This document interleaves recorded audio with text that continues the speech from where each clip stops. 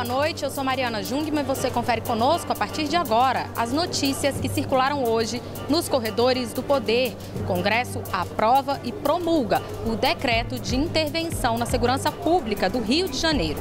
E o Supremo Tribunal Federal decide a favor de um habeas corpus coletivo que envolve mulheres grávidas ou mães de crianças até 12 anos de idade que estejam presas preventivamente. Tudo isso você confere conosco na TV Brasil, pela Rádio Nacional e emissoras públicas de todo o país. O Congresso Nacional concluiu a aprovação do decreto que trata da intervenção federal na segurança pública do Rio de Janeiro. Isso significa que o decreto do presidente da República foi convertido num decreto legislativo que já foi publicado hoje em edição extra do Diário Oficial da União, né? Então, o decreto já estava valendo imediatamente após a edição dele pelo presidente da República, mas agora isso significa que o Congresso ratificou aí, né, o decreto e aí então concorda com todos os termos dele. A gente lembra que esse decreto não poderia ser modificado, no máximo o Congresso poderia rejeitá-lo, mas ele foi finalmente aprovado ontem por 55 votos favoráveis, 13 contrários e uma abstenção no plenário do Senado. Esses 13 votos contrários vieram basicamente dos senadores de oposição que já vinham se manifestando contrários à intervenção no Rio de Janeiro. A gente lembra que o líder da minoria no Senado, o senador Humberto Costa, já tinha participado da reunião do Conselho da República, né, como representante da minoria no Congresso, e saiu na época da reunião dizendo que considerava que o governo não tinha apresentado dados para embasar o decreto, dados que comprovassem a necessidade desse decreto de intervenção. Ontem ele reiterou essa posição. Vamos acompanhar o que disse Humberto Costa. Uma intervenção que não tem qualquer planejamento, não diz sequer de onde virão os recursos. Isso, minha gente, é absoluta improvisação. Ninguém toma uma medida relevante, excepcional, extraordinária e de exceção como essa, sem ter o mínimo de planejamento. Pois é, mas como a gente observa pela própria votação, né, a maioria absoluta do plenário do Senado foi a favor da intervenção no Rio de Janeiro. A maior parte dos senadores simplesmente concordando que a situação no Rio chegou num ponto incontrolável, em que há a necessidade, sim, do governo federal, então, intervir na segurança pública do Estado. Foi também nesse sentido que o relator da proposta, o senador Eduardo Lopes, que é do Rio de Janeiro, defendeu o decreto. Vamos acompanhar o que ele disse. Eu defendo a intervenção e quero sim que esse sentimento de paz e segurança e que o combate efetivo realmente chegue. Não pode faltar recursos para essa ação. Nós temos que ver o lado social desse trabalho e temos que pensar em como mudar a distribuição do Fundo de Participação dos municípios. A questão de segurança sendo prioridade, teremos e deve-se debater a mudança para um regime diferenciado nas licitações que envolvam segurança pública. Pois é, essa questão dos recursos aí é um debate que está posto também junto com a ideia da intervenção, muita gente questionando de onde vai vir o dinheiro, né? Os ministros procurando explicar que já há uma dotação orçamentária já prevista, porque hoje já vigora também no Rio de Janeiro um decreto de garantia da lei e da ordem que já prevê uma dotação orçamentária para manutenção das tropas por lá, né? Então, e aí o ministro Raul Jungmann da Defesa também já explicando aí que o interventor, no caso desse decreto, vai ter uma posição mais administrativa, né, e que vai se remeter aí ao presidente da República e às tropas que estão lá, e aí a questão da organização das tropas também fica, ele comanda, mas fica submetida ao comando das Forças Armadas. Bom, falando em ministro Raul Jungmann e falando em questão de orçamento, hoje ele falou sobre isso, mas aí a gente vai falar com o Maurício de Almeida lá no Rio de Janeiro, né, Maurício? Boa noite. Olá. Olá, Mariana, boa noite. Segundo o Ministério da Defesa e o Ministério da Fazenda, as Forças Armadas vão fazer um remanejamento nas verbas para trazer mais recursos aqui para o Rio de Janeiro para garantir essa intervenção federal no Estado. Segundo o Ministério da Fazenda, caso sejam necessários recursos além dos que já estão destinados para as Forças Armadas, o governo vai fazer um remanejamento de outras áreas, já que não é possível aumentar o orçamento de 2018, já que, segundo Henrique Meirelles, esse orçamento já está no limite do teto de gastos. Caberá ao interventor, o general Braga Neto, decidir se precisa ou não de mais recursos. Henrique Meirelles fez questão de ressaltar que, apesar da intervenção federal, as forças estaduais vão continuar sendo pagas pelo governo do Rio de Janeiro, que está naquele plano de recuperação econômica com o governo federal. E hoje teve mais uma ação conjunta envolvendo tropas federais e agentes aqui do Rio de Janeiro. Foi no presídio Milton Dias Moreira, em Japeri, na Baixada Fluminense. Lá foi realizada uma grande varredura. Cerca de 400 homens, incluindo militares, participaram dessa ação, que aconteceu depois de uma rebelião no último domingo no presídio, quando 18 pessoas foram feitas reféns. Hoje, durante a varredura, foram localizados 48 aparelhos de telefones celulares e também drogas, maconha e cocaína. Segundo as Forças Armadas, essa operação ainda não faz parte do plano de intervenção. E nos próximos dias, a Advocacia Geral da União deve assinar com o governo do Rio um memorando com todas as informações técnicas dessa intervenção federal no Estado, para dar mais segurança jurídica para a operação das Forças Armadas.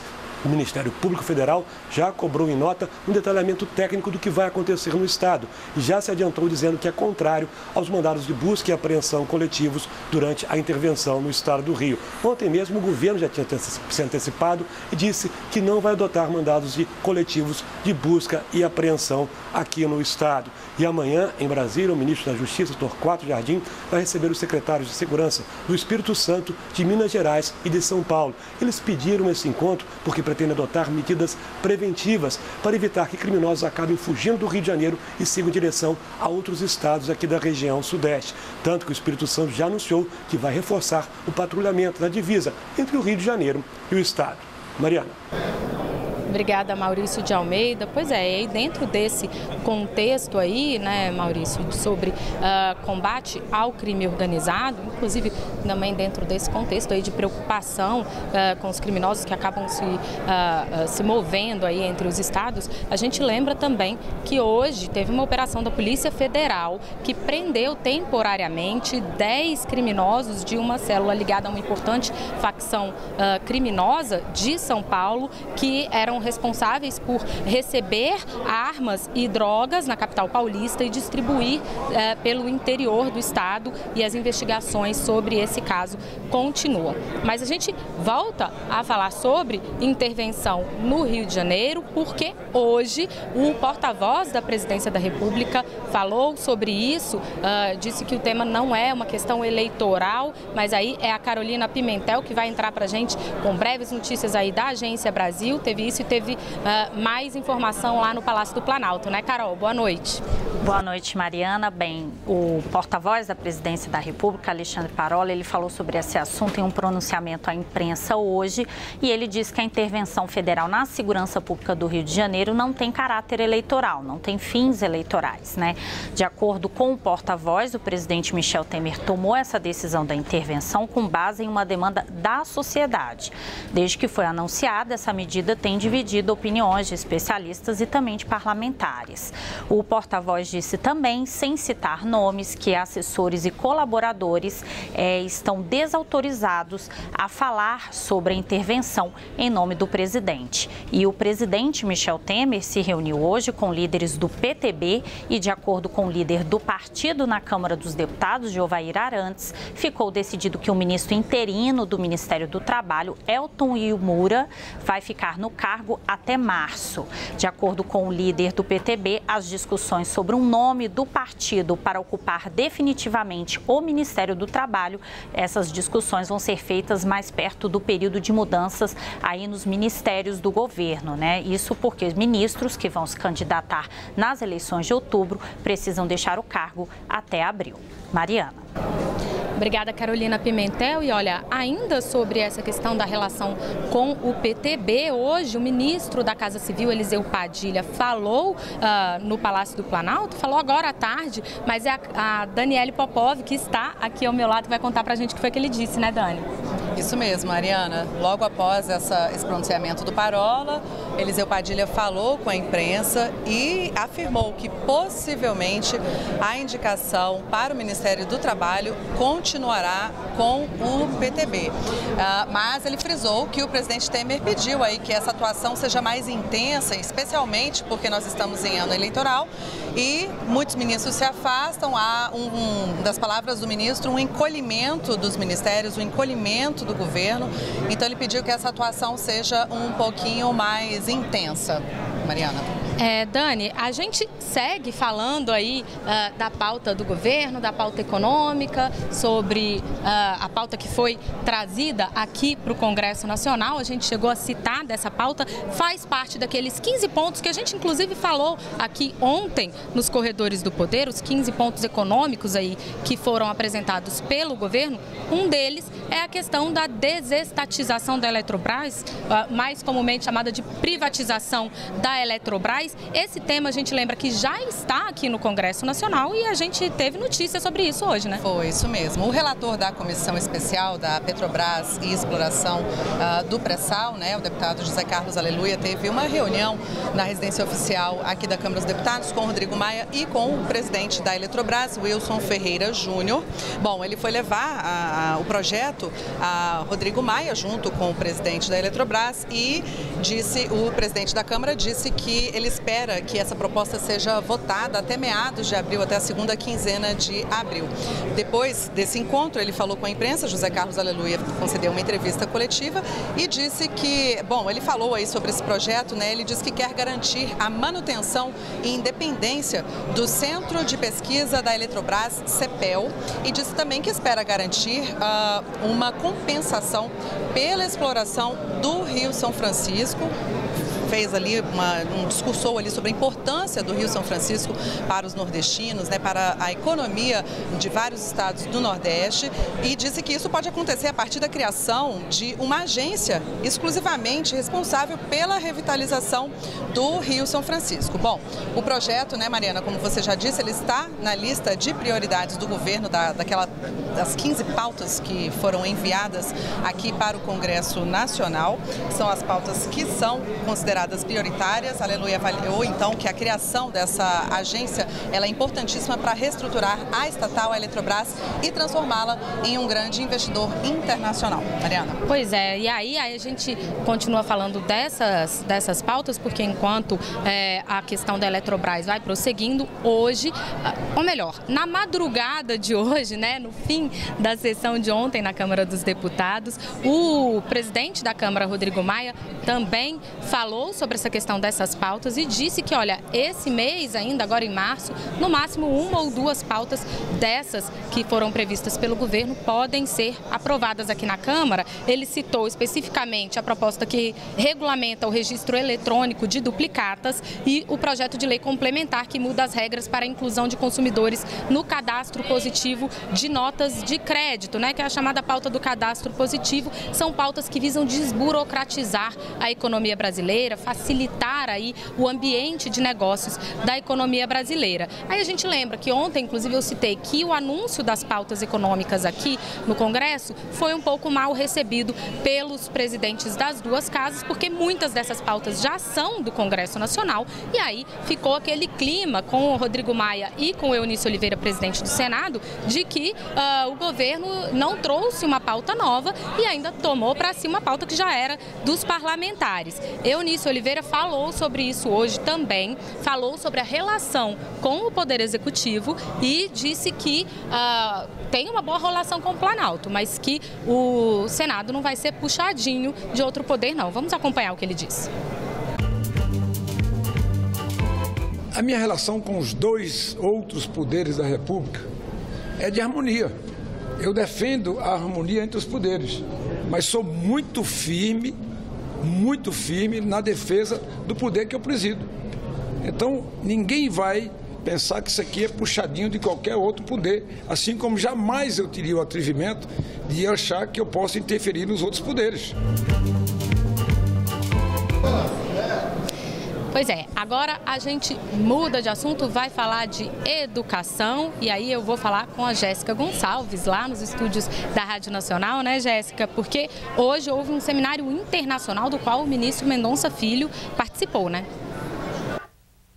É sim, Mariana. Boa noite a você e a todos. Olha, o ministro da Educação, Mendonça Filho, participou hoje de um seminário internacional sobre o Fundo de Financiamento Estudantil. Durante o evento, o ministro disse que tornar o FIES sustentável foi uma medida que evitou que o programa entrasse em colapso. Vamos ouvir então o que ele disse.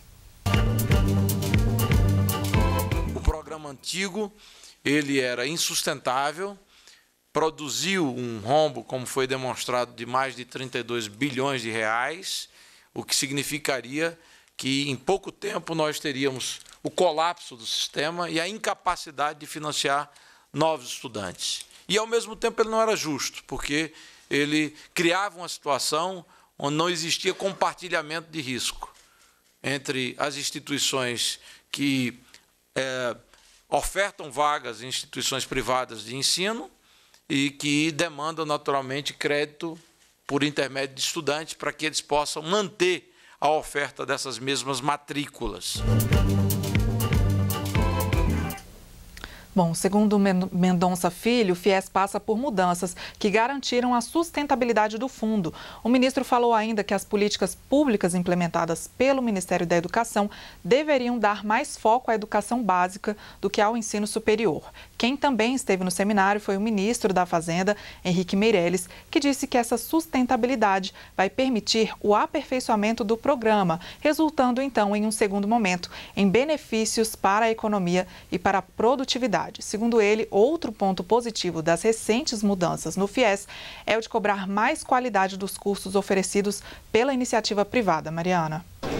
Agora, Jéssica, vocês também acompanharam na Rádio Nacional uma agenda em que o ministro Aloysio Nunes Ferreira, do Ministério de Relações Exteriores, se encontrou com o chanceler da Colômbia e um dos assuntos tratados foi Venezuela, né? Foi sim, a equipe da Rádio Nacional acompanhou. Autoridades do Brasil e da Colômbia discutiram hoje o fluxo migratório de venezuelanos entre os dois países. O encontro que aconteceu aqui em Brasília e contou com a presença da chanceler e do ministro da Defesa da Colômbia, que se reuniram com os ministros brasileiros das Relações Exteriores, da Defesa, da Justiça, da Casa Civil e também do Gabinete de Segurança Institucional. O ministro das Relações Exteriores, Aloysio Nunes, disse que o encontro serviu para troca de experiências sobre o tema e para aprofundar a colaboração para tratar do caso. Além da migração venezuelana, os ministros da Defesa dos dois países também assinaram um memorando para o Brasil ajudar a Colômbia na remoção de minas terrestres. Temer reiterou o convite para o presidente da Colômbia, Juan Manuel Santos, para visitar o Brasil. E aí, sobre as minas, a Colômbia sofre com o problema das minas por causa dos mais de 50 anos de conflito com as Forças Armadas Revolucionárias da Colômbia. Um acordo de paz foi assinado em 2016, mas o país vizinho ainda está em negociação de paz com outro grupo guerrilheiro, o Exército de Libertação Nacional. E à tarde, em uma audiência no Palácio do Planalto, o presidente Michel Temer e autoridades colombianas trocaram informações sobre a entrada de venezuelanos nos dois países por conta da crise humanitária lá na Venezuela. Eu volto com você, Mariana. Obrigada, Jéssica. E olha, agora há pouco eu estava falando sobre a questão da pauta econômica aqui no Congresso Nacional, que foi mal recebida. Vocês escutaram aí a sonora de Eunice Oliveira, do presidente do Senado. E aí a Daniele Popov está me lembrando que hoje mesmo, quando a gente estava chegando aqui no Congresso Nacional, nós cruzamos com o ministro Carlos Marum, que tinha vindo aqui e parece que essa missão dele foi justamente distensionar essa pauta. Verdade, Mariana, mas ele disse aos jornalistas que o objetivo não era apaziguar, né? Ele disse que o governo sabe que os presidentes das respectivas casas, tanto do Senado quanto da Câmara, que tem ali essa função de definir a pauta de votações, mas que o governo tinha justamente essa pauta já conversada, inclusive, com os presidentes das duas casas, mas é uma pauta prioritária para o governo. Ele veio aqui apenas dizer isso. disse que não há clima ruim, tanto não há que foi aprovada aí a intervenção no Rio de Janeiro sem problemas. Então o governo já trabalhando aí a relação com o Congresso, claro, para ver aprovadas as pautas de interesse dele. No próximo bloco a gente vai falar sobre a decisão de ontem do Supremo Tribunal Federal, que concedeu habeas corpus coletivo para mulheres grávidas e mães de crianças pequenas que estejam presas preventivamente. Daqui a pouquinho a gente já volta.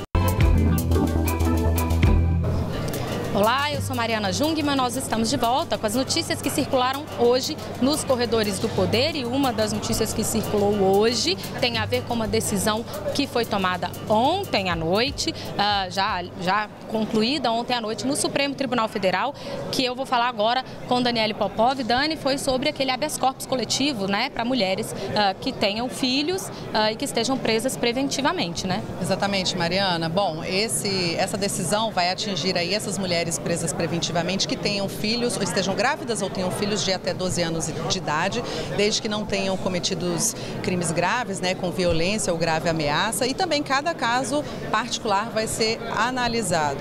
Bom, segundo a decisão, ela entra em vigor assim que os tribunais forem notificados, em até 30 dias, e a previsão do Departamento Penitenciário Nacional é de que cerca de 4.000 mulheres presas sejam beneficiadas aí com essa medida e possam ir para casa. O ministro relator dessa proposta, desse habeas corpus, Ricardo Lewandowski, ele entendeu que a concessão do HC, ele se justifica diante dessa realidade degradante das detentas. Vamos ouvir um trechinho dele. Seguramente, mais de 2.000 pequenos brasileirinhos que estão atrás das grades com suas mães, sofrendo indevidamente contra o que dispõe a Constituição e contra o que dispõe o direito positivo brasileiro, as agruras do cárcere. Penso, senhores ministros, que é chegada a hora de exercermos um pouco de coragem e darmos realmente uma abrangência maior nesse histórico instrumento de proteção dos direitos fundamentais, que é o habeas corpus. Bom, Mariana, só para a gente dizer aqui, né, esse entendimento de Lewandowski foi seguido por Dias Toffoli, Celso de Mello e Gilmar Mendes. Pois é, e aí a gente lembra, né, Dani, que esse assunto veio aí à pauta depois que a Adriana Anselmo, mulher do ex-governador do Rio, Sérgio Cabral, conseguiu, há algum tempo atrás, um direito à prisão domiciliar, justamente porque ela tinha filhos menores de idade, e aí se suscitou todo um debate se então todas as detentas, né, que não estejam tão em evidência assim na mídia também teriam esse direito. A gente lembra também que essa questão que está sendo discutida que foi discutida ontem suscita um outro debate, que é em relação à questão da prisão após condenação em segunda instância. Hoje, inclusive, o ministro Celso de Mello falou sobre isso, voltou a pressionar ali para que esse tema seja julgado, né? Ele lembrou que 2 ações declaratórias de constitucionalidade sobre esse assunto estão prontas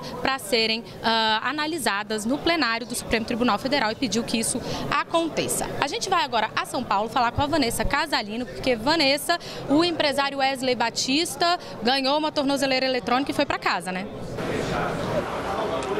Então, Mariana, boa noite para você, boa noite a todos. Havia essa expectativa, né? Wesley Batista, dono do Grupo JBS, participou hoje à tarde de uma audiência onde ele foi informado sobre as medidas que vai ter de cumprir.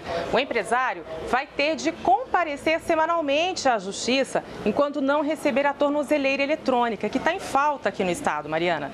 Ele deixou a carceragem da Polícia Federal aqui em São Paulo na madrugada de hoje. Agora, ele aguarda em casa os trâmites para a colocação da tornozeleira eletrônica assim que ela sair. A decisão de soltar o empresário do Grupo JBS é do Superior Tribunal de Justiça, no caso em que os irmãos Batista são acusados de usar informações privilegiadas para vender e comprar ações no mercado financeiro. Eles foram presos preventivamente em setembro do ano passado e Wesley continua preso por ordem do Supremo Tribunal Federal. Nesse caso, por causa da omissão de informações à Procuradoria-Geral da República durante o processo de assinatura do acordo de delação premiada. Mari. Obrigada, Vanessa Casalino. Vamos então rapidamente à Agência Brasil para mais algumas informações com a Carolina Pimentel.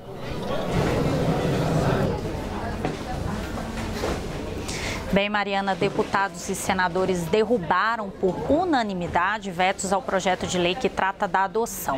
Agora o projeto vai para promulgação e com essa votação foi reduzido o prazo para a reavaliação de crianças e adolescentes acolhidos em abrigos, prazo que determina se podem ser adotados. Agora o prazo foi reduzido para 3 meses. Outros 2 vetos foram derrubados. Assim, deputados e senadores autorizaram o encaminhamento à adoção de crianças e recém-nascidos abandonados e que não foram procurados por parentes em 30 dias. O suplente do ex-deputado federal Paulo Maluf, Jundiabe, tomou posse hoje. O mandato foi aberto depois que o presidente da Câmara, Rodrigo Maia, afastou Maluf da função parlamentar. Paulo Maluf está preso aqui em Brasília. Jundiabe assumiu o mandato depois de fazer o juramento na abertura da sessão da Câmara dos Deputados. Ele foi prefeito de Mogi das Cruzes, em São Paulo, por 2 vezes, vereador, deputado estadual e federal e responde a processos na Justiça. Jundiabe chegou a ser condenado em segunda instância por improbidade administrativa. Mariana. Obrigada, Carolina Pimentel. E a gente lembra que a Câmara dos Deputados ainda recorre no Supremo Tribunal Federal para que o plenário da Casa tenha o direito de caçar parlamentares nesse tipo de situação. Com isso, a gente encerra o noticiário de hoje. Para você, uma ótima noite. A gente te espera aqui amanhã.